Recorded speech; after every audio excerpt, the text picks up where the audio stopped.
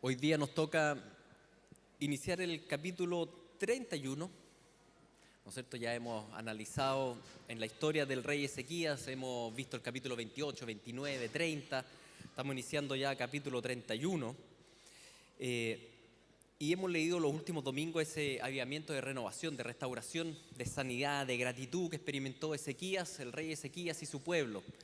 Para aquellos que no recuerdan bien la historia, estamos situados en Jerusalén, más o menos el 700 a.C., cuando el Medio Oriente, Israel, estaba dividido en reino del norte, reino del sur. El reino del norte había sido ya atacado por Asiria, recién habían sido todos llevados, exiliados hacia lugares lejanos que después nunca volvieron, y queda el puro reino del sur bajo el reinado de Ezequías, ¿ya? Y en ese contexto de todo lo que había ocurrido ahí, y si no se acuerdan bien, Ezequías abrió las puertas del templo y llevó a cabo toda una renovación. En ese contexto es que estamos leyendo, vamos a leer hoy día el capítulo 31. Pero para refrescar un poco más la memoria voy a tomar primero un par de otros versículos y explicar también un tema que es súper importante cuando leemos el Antiguo Testamento, que es ver el contexto amplio de la Escritura. Leímos hace un par de semanas atrás, por ejemplo, esto: porque una gran multitud del pueblo de Efraín y Manasés y de Isaacar y Zabulón no se habían purificado y comieron la Pascua no conforme a lo que está escrito.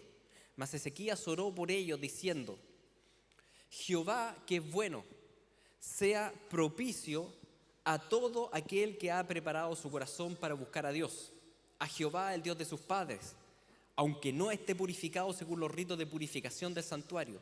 Y oyó Jehová a Ezequías y sanó al pueblo. Este texto es potente, lo predicó Pablo, ¿no es cierto?, la semana pasada. Un texto muy lindo. Un pueblo impuro por muchos siglos es tocado por el Espíritu Santo, que toca su corazón y dice: vayan a la Pascua. No obstante, ellos llegan ahí y están impuros, llenos de pecado. ¿Cómo poder acercarse al templo a celebrar la Pascua si están con esa impureza? ¿Y quién entra en acción ahí? El rey Ezequías, hijo de David. En realidad se le dice hijo, pero era bien descendiente, ¿sí? Que David era como el tatara abuelo, pero hijo de David, y intercede ante el Padre. ¿Y qué pide? Que Dios haga propiciación por el pueblo, que Dios los vea de manera propicia, de manera favorable, aunque llegaran llenos de impurezas. ¿Y qué hizo Dios Padre? Dios Padre oye al hijo de David y sana al pueblo. ¿Qué les parece? Esa historia como que huele a conocida. Si bien es una historia bien específica, no sé si logran captar que en realidad es una historia que más adelante se va a repetir en el futuro. ¿O no lo logran captar? Porque toda la Biblia en realidad indica con una flecha ¿hacia dónde? Hacia Jesús. Hacia Jesús. Si bien son acontecimientos que fueron reales, ¿sí?, son acontecimientos que Dios orquestó de una manera para enseñarnos cómo Jesucristo iba a llevar a cabo la salvación. Por eso cuando Jesús viene, ¿no es cierto?, ya ahí en el año 0, en el primer siglo, Él le dice a los fariseos de su época, a los escribas, Él les dice: miren, ustedes escudriñar las Escrituras, porque a ustedes les parece que en ellas tienen la vida eterna, y ellas son las que dan testimonio de mí, y no quieren venir a mí para que tengan vida eterna. Los fariseos tenían la palabra, tenían la Escritura, los escribas tenían, leían la historia de Ezequías, decían: qué bonito Ezequías, y Jesús decía: pero es que están perdiendo el punto. Esto no se trata de Ezequías, esto se trata de mí. Y uno dice: pero ¿qué tiene que ver Ezequías con Cristo? Todo. Porque el Espíritu Santo inspira la Escritura para exaltar a Jesús. Por eso está inspirada toda la Escritura por el Espíritu. Y cada una de las historias que Dios puso ahí, que permitió que el pueblo de Israel viviera, era para mostrarnos de antemano cómo Jesús iba a llevar a cabo la historia, cómo iba Jesús a llevar a cabo la salvación. Muchas veces leemos la Biblia, sus narraciones solamente para extraer aprendizajes éticos de sabiduría, y la verdad es que sí, la Biblia tiene mucha sabiduría, pero no es solo eso, porque finalmente Cristo es la sabiduría de Dios. Él es el misterio revelado. Si entendemos el Evangelio y la gran historia de salvación y leemos esta historia del rey Ezequías, van a entender que nosotros no somos el héroe, nosotros no somos Ezequías acá. Nosotros en realidad en esta historia que leímos la semana pasada, ¿quiénes somos nosotros? el pueblo impuro. Nosotros somos ese Efraín, ese Manasés, esa tribu de Zabulón, que por siglos no estaban ni ahí con el Señor. Y de repente el Señor transformó nuestra vida. Y llegamos acá, y llegamos al templo del Señor, pero llegamos impuros. Llegamos así nomás. Y queremos unirnos a la fiesta en Jerusalén. En medio de una sociedad apóstata y burlona, Dios llamó y dispuso nuestros corazones. Y como decía el versículo 12, que también leyeron la semana pasada, decía, estuvo la mano de Dios para darles un solo corazón para cumplir el mensaje del Rey. Y es lo que ha pasado con nosotros. Nosotros, imagínense, somos tan diversos acá, de distintos trasfondos, cada uno de su propio cerro, de su propio país, con los propios gustos, tan distintos, y un solo corazón para venir un domingo frío, un domingo en la mañana, a glorificar al Señor. Eso es un milagro de Dios. Eso lo hizo el Señor. Y eso fue lo que Dios hizo con Efraín, con Manasés, los que quedaron de Zabulón, y llegaron ahí. Pero no basta con que tengamos ganas de juntarnos, la verdad, porque seguimos impuros. Para que una impureza sea limpiada, ¿qué necesitamos? Algo que lo limpie. Y es la sangre del Rey. Es la sangre del Rey. El que intercede ante el Padre, para que el Padre sea propicio hacia nosotros, pueblo impuro que queremos venir a celebrar. Eso que hizo Ezequías indicaba al mejor y verdadero Ezequías, ¿sí? Al verdadero Rey, que es Jesucristo, que intercede ante el Padre de una manera perfecta, no solo pidiendo propiciación, sino que Él siendo la propiciación. Él siendo. Por eso llegamos aquí, los hijos de Sión, dice la Biblia, los ciudadanos de la Jerusalén celestial, y estamos juntos, tocados por el Señor, y Jesucristo, nuestro Rey, intercedió ante el Padre, y el Padre lo escuchó. Y gracias a que el Padre lo escuchó, tú hoy día estás blanco como la nieve. Y eso es un milagro del Señor. Eso es un milagro del Señor. El Señor no solo nos libró de la culpa del pecado al morir, sino que también ahora Él nos libra del poder del pecado al resucitar y darnos el Espíritu. Ese pueblo que era impuro, ahora es purificado. Es purificado de todos los pecados pasados, pero también hoy día lo que pasa es que el Espíritu Santo te llena y te permite poder vivir en santidad. Eso es una obra del Señor. Por tanto, Jesús es el mejor rey Ezequías, ¿me entienden? Él es el que abrió las puertas del verdadero templo celestial. ¿Se acuerdan cuando parte Ezequías el reino, él abre la puerta del templo? ¿Quién abrió realmente la puerta del templo? La verdadera puerta. Jesús, pues, el único acceso al Padre. Entonces, esa historia de Ezequías era una pequeña prefigura del verdadero rey, hijo de David que venía. ¿Lo logran ver? Es súper importante ver esto en la Escritura, porque toda la Escritura me indica a Cristo. Entonces Jesús abre el acceso al Padre. No hay otro camino para llegar al Padre. Es Jesucristo. Solo Él es la puerta de salvación y Él es el camino angosto de salvación. Solo Jesús es el verdadero Rey que preparó la verdadera Pascua, la verdadera fiesta. Jesús es el verdadero organizador de la fiesta, donde van a llegar todas las naciones a sentarse en la mesa de Abraham, de Isaac y de Jacob.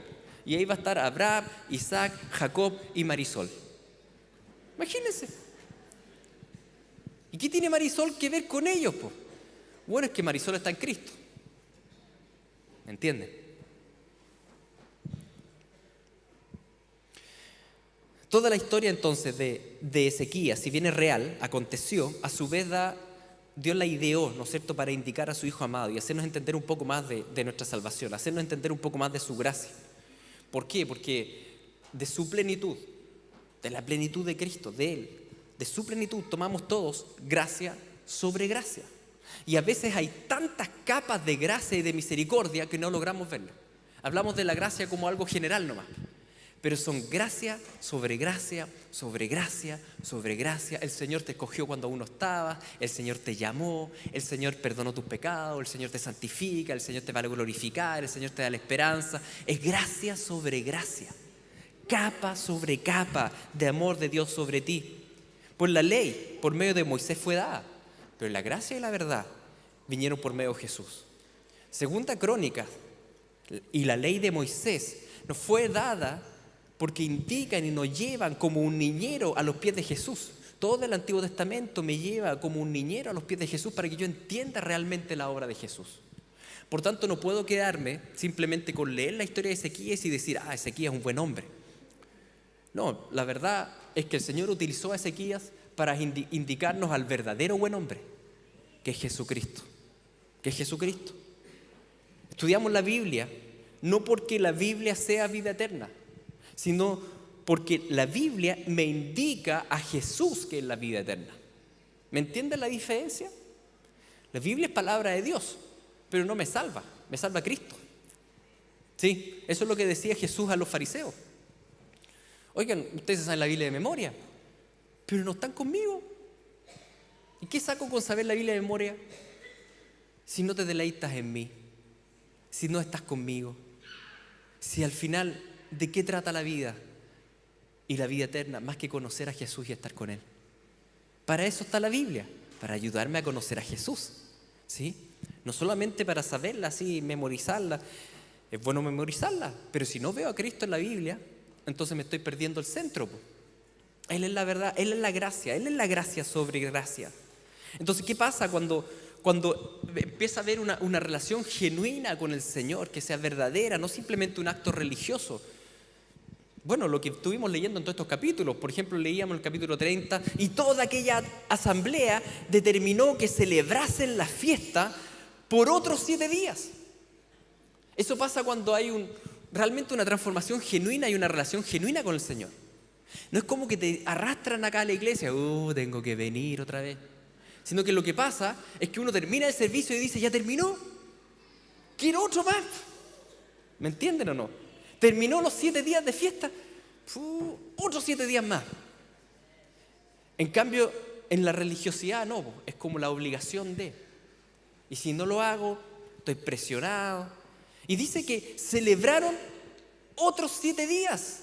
Estoy apuntando la pantalla, no puedo montar. Véanlo ustedes. Dice, celebraron otros 7 días con alegría. No es que celebraron otros 7 días presionados, porque la señora la lleva a la fiesta. Esa es la típica. No es así. Con alegría.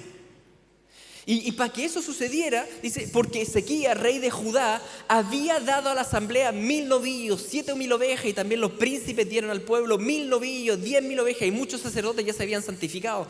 Porque el pueblo pudo seguir celebrando la Pascua, la Pascua tal vez más gozosa que leemos de todo el Antiguo Testamento. ¿Por qué? Porque el rey se puso con sacrificio.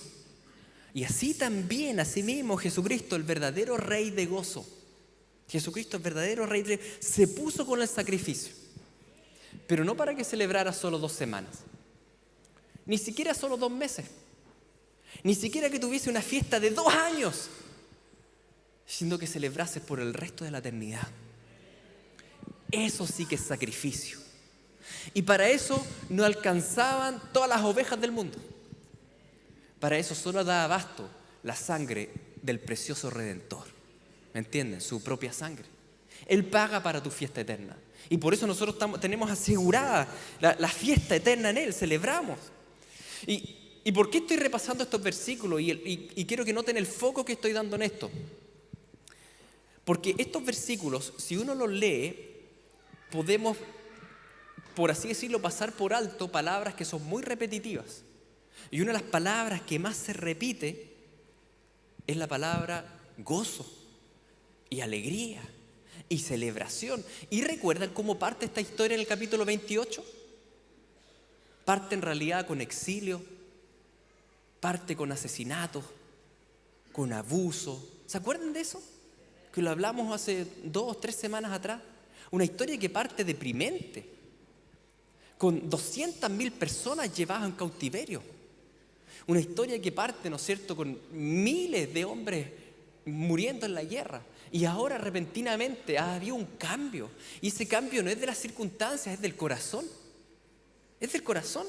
Porque los muertos seguían estando muertos.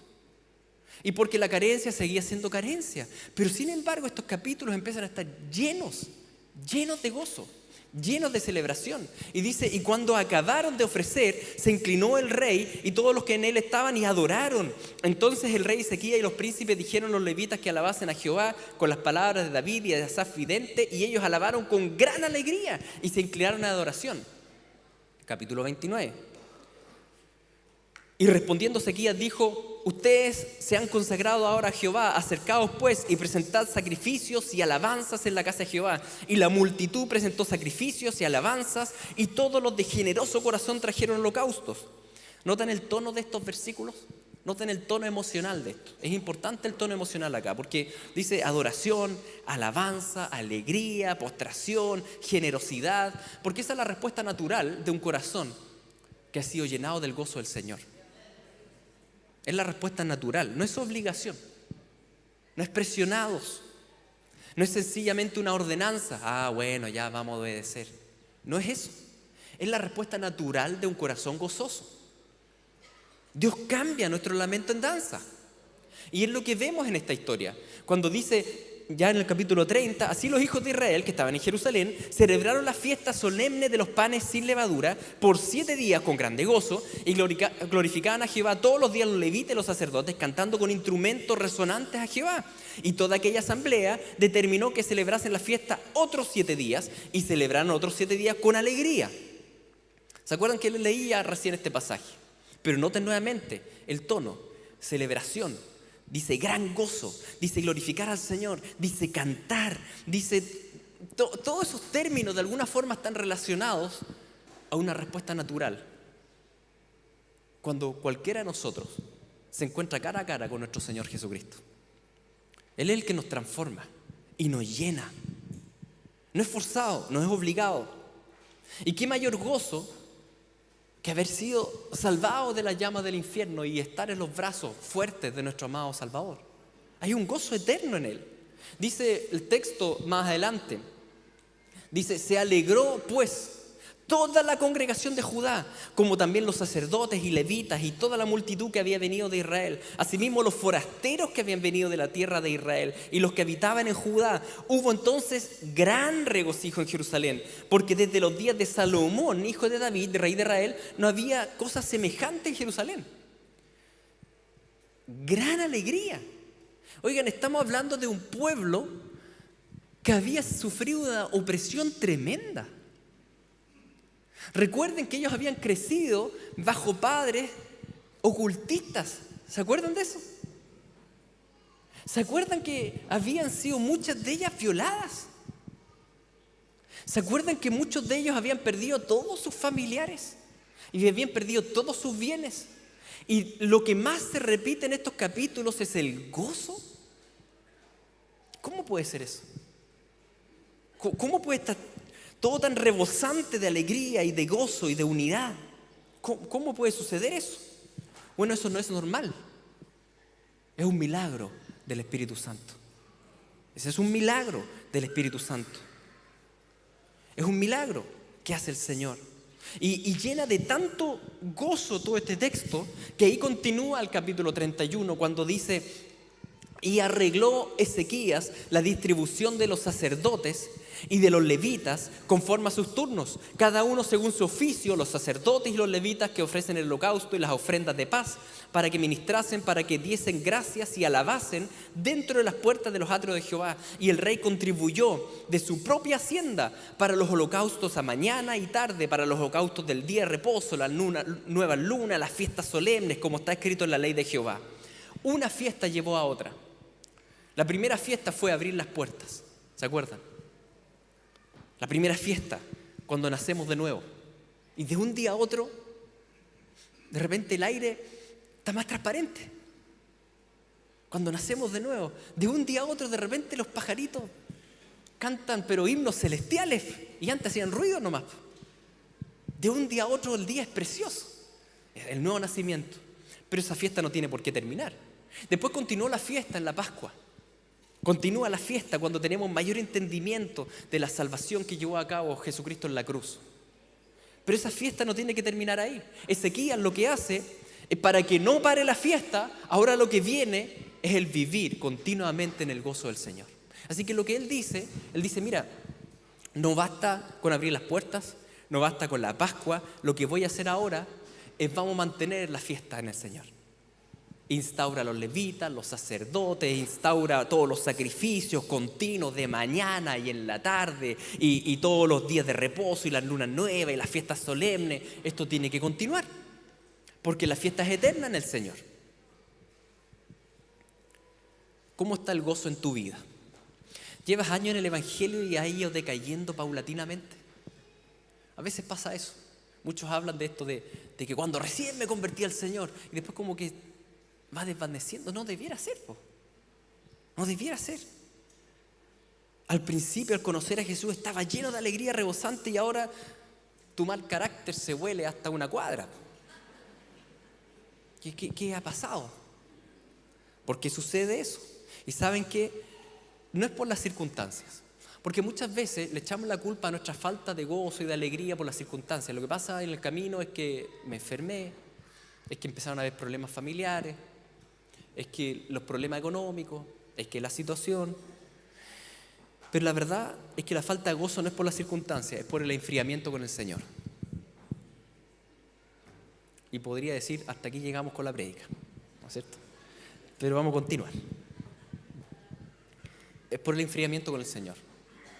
Porque la Biblia es bien clara al decir que el fruto del Espíritu es el amor, el gozo, la paz, la paciencia, la benignidad, la bondad, la fe, y continúa el listado. El gozo es un fruto del Espíritu. No es un fruto de la salud. ¿Sí? El gozo es un fruto del Espíritu, no es un fruto de la plata. El gozo es un fruto del Espíritu, no es un fruto de las circunstancias favorables. Si yo viviera en tal país, si yo tuviera tal pareja, si yo no tuviera esta enfermedad, si yo tuviera mayores ingresos, no, tampoco tendrías gozo. Porque el gozo es fruto del Espíritu y el Espíritu está a disposición tuya. Hoy día, en este mismo momento, cuando uno está lleno del Espíritu, tiene gozo, aun cuando uno tiene enfermedades, o aun cuando uno tiene escasez, o aun cuando uno tiene adversidad. La llenura del Espíritu es algo que uno puede vivir todos los días. ¿Y cómo? ¿Cómo? Bueno, todavía no vayamos al cómo. Sigo preguntando, ¿cómo está tu gozo? Porque el gozo no lo puedes forzar a venir, ¿me entienden? Ese es el tema. Y les puedo decir, tengamos gozo, amén, pero ¿cómo? No lo puedo forzar a venir. Si buscas el gozo, si yo busco el gozo, se me aleja. Se aleja el gozo. Si yo voy en pos del gozo, no encuentro el gozo. Y como es tan importante para nosotros la alegría y la risa, intentamos comprarla. Invertimos nuestra plata en temas que de alguna forma nos llenan de alegría o de gozo.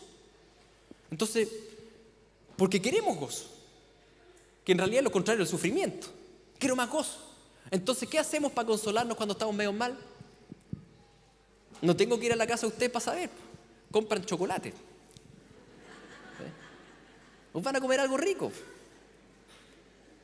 No tengo que abrir tu closet para saber. Porque cuando te sientes medio mal, vas a comprar ropa. Y nuevos zapatos. Y te compras cosas. Cuando te sientes medio mal, no hay nada más animante que empezar a scrollear la pantalla, ¿no es cierto? Con un dedo gordo que todos lo tenemos musculoso. Y ver qué se podría comprar a un solo clic. Invertimos plata para tener gozo en equipo electrónico o juntas plata para un gran viaje. Solemos invertir el dinero en aquellas cosas que nos den una gota de alegría. Una gota de alegría cuando esa alegría pasa como neblina y quedamos sin nada. Es como esa ropa que tú compraste y que te la pusiste una vez y a la segunda ya es vieja ya. Ya como que está vieja la ropa, ya no te da el mismo gozo. Neblina que no puedes tomar y quedamos igual. Solo que ahora quedaste igual pero sin plata. incluso con deuda, con la línea de crédito reventada. Es como el día después de haber ido al mundial. Llegaste a la casa y es como el día después de las vacaciones. ¿Entiendes? O el día después de una gran fiesta. Dicen que la plata no da gozo, pero la financia es un engaño. ¿Saben por qué es un engaño? Porque en realidad el gozo no está en la tierra. Es por eso que muchos magnates toman un cohete y se van al espacio. Yo digo, ¿para qué se va al espacio? Por lo mismo. Porque compró todo de la tierra y no, neblina. Así que si no le va bien en el espacio, que no le va a ir bien, se van al fondo del mar. Y uno dice, ¿para qué se va a meter 9 kilómetros bajo el mar? Por lo mismo. Porque si tú buscas el gozo no lo alcanzas. Y porque si tú quieres comprarlo te das cuenta que no es comparable. Que en realidad el gozo, ¿saben dónde está? Sentado a la diestra de Dios Padre. Ese es el tema. Ese es el tema, mis queridos. El querer escapar del sufrimiento y tener gozo puede ser tan intenso que incluso muchos podemos ver la muerte, el suicidio o la eutanasia como una solución. ¿Me entienden? No siento gozo, estoy sufriendo, quiero gozo. Tal vez la única escapatoria es la muerte. Suicidio asistido o eutanasia. Y es un engaño. Es un engaño. Porque el gozo no está en la muerte. De hecho, si tú te mueres sin Cristo, te vas al infierno y ahí es peor. Vas a sufrir más. O sea, de un sufrimiento vas a otro sufrimiento peor. Es un engaño la eutanasia. Porque el gozo no está en la muerte. El gozo está en los brazos de Cristo. ¿Me entienden? Eso es súper importante de entender. Que Él es nuestra vida. Entonces, si quieres tener gozo, no busques el gozo, sino solamente en Jesús. Busca el gozo en la fuente que es Él. Y quiero volver al pasaje de Gálatas 5, cuando dice el fruto del Espíritu es el gozo. ¿Quieres tener gozo? Entonces no enfoques en el gozo, enfoca en Jesús. Porque el Espíritu indica a Jesús. Y si tú te deleitas en Jesús, si tú tienes una relación con Él, si tú lees su palabra por encontrarlo a Él y buscas de Él continuamente, tú vas a tener gozo. Y no es por las circunstancias, es por estar lleno de Él. Búscalo ni siquiera para tener gozo, búscalo simplemente porque es Jesús. Porque a veces buscamos y nos deleitamos, ¿no es cierto?, en Él y intentamos buscar de Él, en realidad para obtener cosas. Entonces decimos, oye, lo que pasa es que no, estoy luchando contra el pecado y voy a buscar más a Jesús para vencer el pecado. Ya, está bien, pero en realidad, la verdad es que debes buscar a Jesús porque sí, porque Él es bueno. Porque Él es Dios. Muchas veces buscamos a Dios, pero solamente porque queremos algo de Él. Incluso pueden ser cosas buenas. Que queremos que nos libre de la tristeza, así que busco a Dios. Queremos que nos libre del pecado, así que busco a Dios. Queremos que nos haga madurar, así que busco a Dios. Queremos, cuando en realidad debemos buscar a Dios, no porque quiero algo. Es porque Él es todo lo que necesito. ¿Me entienden? Y si Él me da libertad de la tristeza y libertad del pecado, y libertad de la amargura, ¡qué bueno! Pero aunque Él no me dé lo que yo quiero, da lo mismo, porque estoy con Él. ¿Me entienden? Busca a Jesús y llénate de su palabra y conversa con Él, sencillamente para deleitarte en Él y tendrás vida. Eso es lo que Jesús le decía a los fariseos. ¿Para qué leen tanto la Biblia si la vida soy yo? No es que no tengan que leerla, es que tienen que entender que la Biblia indica a Jesús. ¿Me entienden? Indica a Jesús. Entonces serás lleno del Espíritu Santo, que le encanta indicar a Jesús. Y le encanta levantar a Jesús. Al ser lleno del Espíritu Santo, naturalmente tú vas a dar un fruto que es el fruto del gozo. El fruto es algo natural. No es como que tú tengas que apretar para que salga el fruto. El fruto sale. Y si el fruto no está, no andas apretando para que salga el fruto. Lo que tienes que hacer es ir a la savia. ¿Dónde estoy enraizado? ¿Estoy junto a la fuente de agua de vida? ¿Estoy recibiendo el sol de justicia? ¿Me entienden? Si no está el fruto del Espíritu en tu vida, te falta estar con Jesús. Te falta pasar más tiempo con Él. Mirar más hacia arriba. El gozo no debiera parar con el pasar de los meses del nuevo nacimiento. El gozo debiera continuar eternamente, día tras día, ser cada día lleno de Él. Cada día lleno de Él. Vivir en su perdón, en su amor. Vivir en gracia, en alabanza, en dadivosidad. Y por eso, el proceder de Ezequías es un proceder que debemos imitar aquí. Que tiene que ver con ahora dar continuidad a la obra del Señor continua. En nuestra vida, también en la vida de los demás. Entonces, ¿qué hace Ezequías? Una vez que él abre el templo, celebra la Pascua, ahora instaura la alabanza continua y fíjense, le dice al pueblo, mandó también al pueblo que habitaba en Jerusalén que diese la porción a los sacerdotes y levitas para que ellos dedicasen a la ley de Jehová. Y cuando este edicto fue divulgado, los hijos de Israel dieron muchas primicias de grano, vino, aceite, miel y todos los frutos de la tierra. Trajeron asimismo en abundancia los diezmos de todas las cosas. Así que Ezequías hace un edicto real y hace un mandato. ¿Y cuál es el mandato? Que den sus bienes a la obra para que ésta siga funcionando todos los días.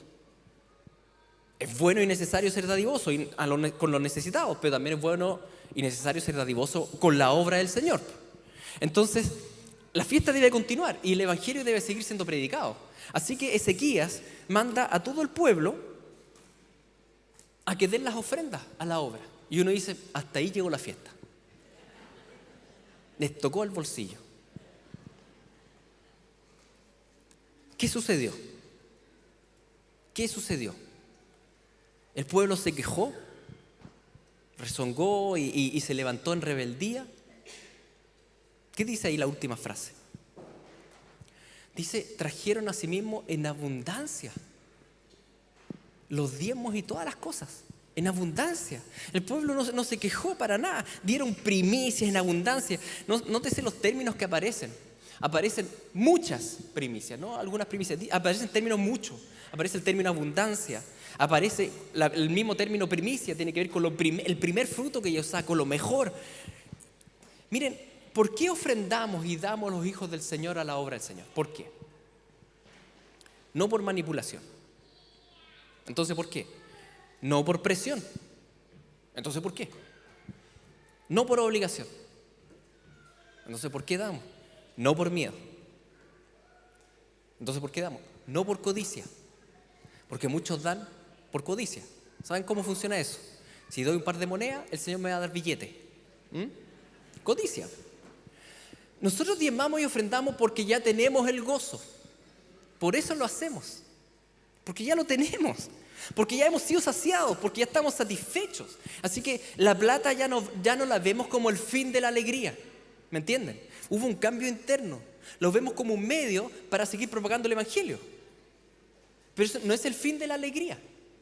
Y como ya cambió mi chip respecto al dinero, ya no lo sigo ocupando como los magnates con un cohete yendo a la luna.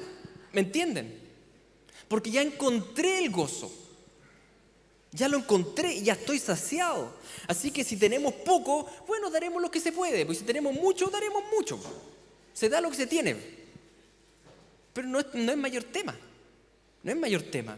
Así que también los hijos de Israel y de Judá, que habitaban en las ciudades de Judá, dieron del mismo modo los diezmos de las vacas y de las ovejas, trajeron los diezmos de los santificados, de las cosas que habían prometido a Jehová su Dios, y los depositaron en montones. En montones. No es como que alguien dijo, aquí como que dieron mucho. No, qué cuestión. Pusieron en montones, da risa. En el mes tercero comenzaron a formar aquellos montones y terminaron en el mes séptimo. Cuando Ezequías y los príncipes vinieron y vieron los montones, bendijeron a Jehová y a su pueblo Israel. Fíjense, Ezequías ni siquiera estaba pendiente del tema. Dice que en el mes séptimo fue a ver. Oye, a ver cómo está.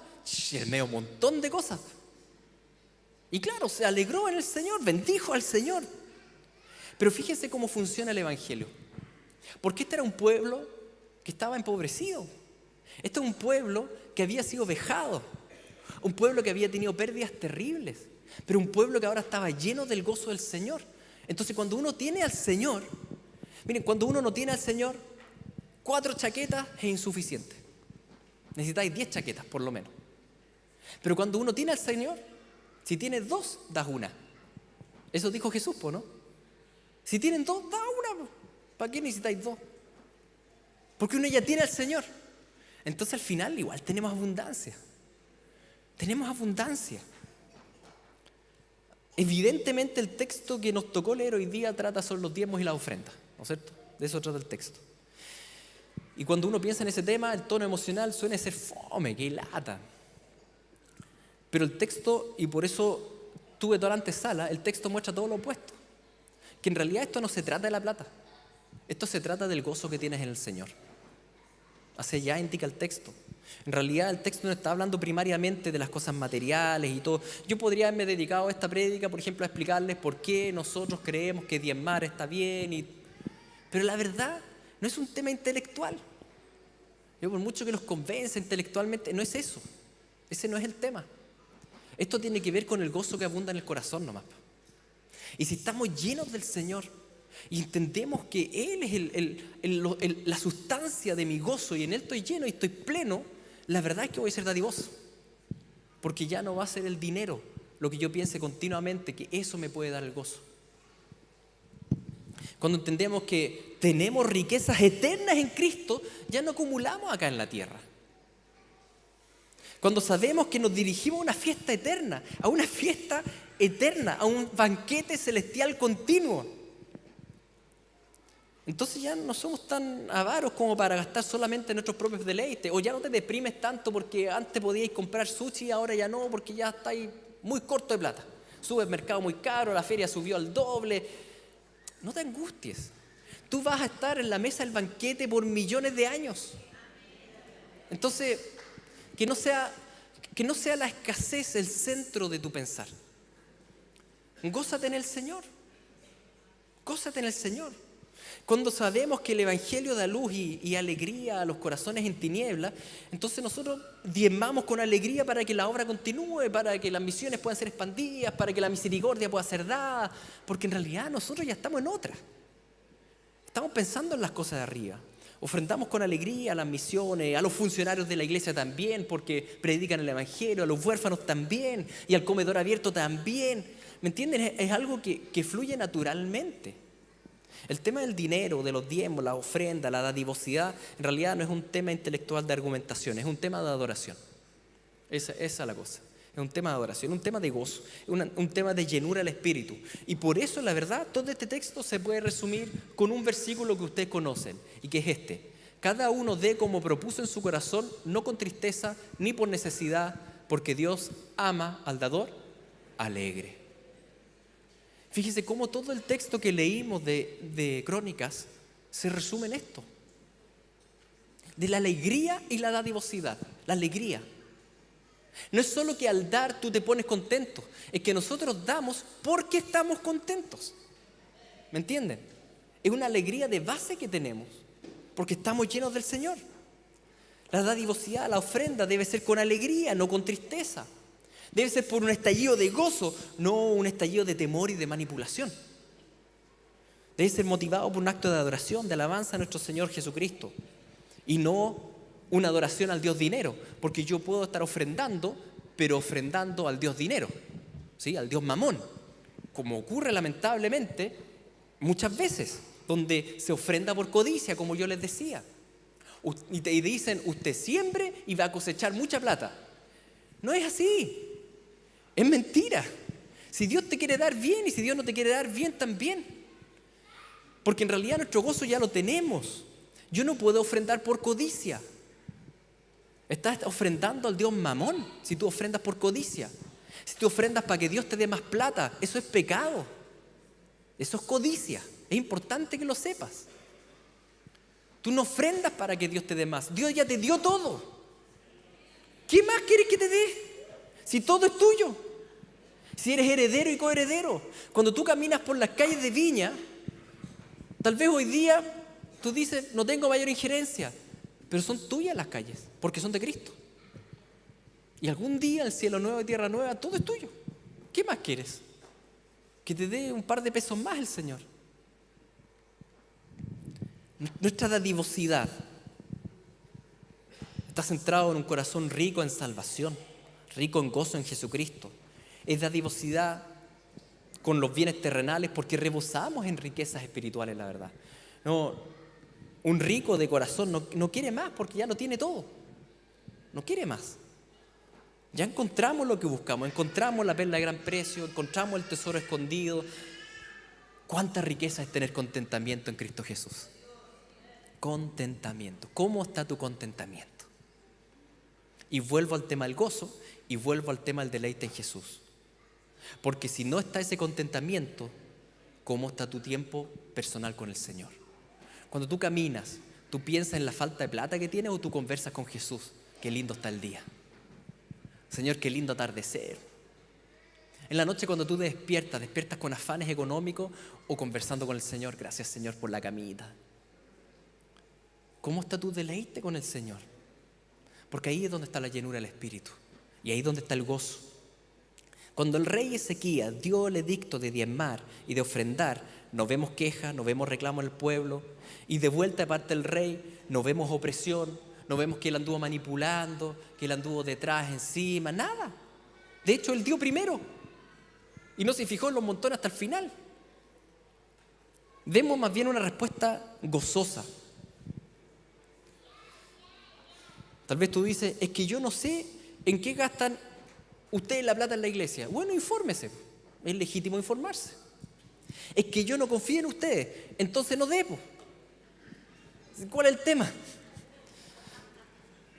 Tal vez dirás, no, sí, ok, quiero obedecer. Pero es que no disfruto al dar. No disfruto al dar el diezmo, me afano, no lo veo. De acuerdo al texto de hoy, si el dar para ti resulta una tortura, ¿me entienden? Una aflicción. Y el problema no está en la plata, está en el gozo de tu corazón. Ahí es donde está el tema. Te falta más llenura del Espíritu y te falta, por tanto, deleitarte más en Jesús. Eso te recomendaría. Que me cuesta, la verdad, y me cuesta. Te falta deleitarte en Jesús. Y ahí no te va a costar. ¿Me entienden? Es algo natural que surge. Después, primero deleitarse en Jesús, eso es lo primero. Después vendrá el ordenarse económicamente y todos los demás. Porque un corazón que está lleno de Jesús, lleno de su Espíritu, un corazón lleno de Él, abunda en amor, en gozo, en paz, en paciencia, en benignidad, en templanza y todo lo que sabemos. Entonces, amada iglesia, la primera pregunta que debemos hacernos hoy día, aunque el texto nos hace una bajada, ¿no es cierto?, directamente a la economía, en realidad la primera pregunta que debemos hacernos hoy día, ¿qué tan lleno estoy del gozo del Señor? ¿Y cómo he intentado llenar ese vacío de gozo en mi vida? ¿Y si veo el dinero como un fin para tener ese gozo? ¿Y si estoy realmente entendiendo el Evangelio? ¿Y qué es realmente lo que abunda en mi corazón? Lo que debe abundar es el deleite en Jesucristo. ¿Sí? Vamos a orar. Padre Santo, te damos gracias por todo lo que tú nos has dado. Tanto nos has dado. Diste tu propio Hijo unigénito, que se entregó por nosotros y que nos salvó de la muerte eterna. Señor, cuánto gozo hay en ti. Estamos invitados a las bodas eternas, al banquete celestial. Estamos invitados, Señor, a la ciudad de oro. ¿Para qué quiero un lingote acá? Si tengo una ciudad. Señor, llénanos de ti. Y que podamos como iglesia ser dadivosos para seguir, Señor, propagando la misión. Para seguir propagando ese gozo en ti. A las naciones, también en esta ciudad. También a los desvalidos, a los necesitados.